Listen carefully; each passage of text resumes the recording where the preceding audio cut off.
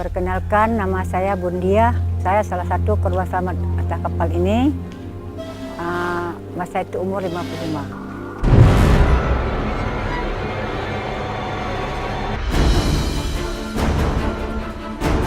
Jadi minggunya biasa saja. Rupanya Allah hantarkan gempa bumi dulu kita.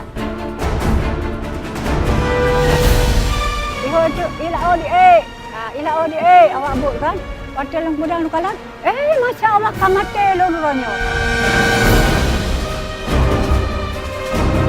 Hitam tu, tudang juga. Tudang hitam kan? Tapi amat belum. Tadi kami minta maaf, Allah berkehendak lain. Masuk kapal dilanggar macam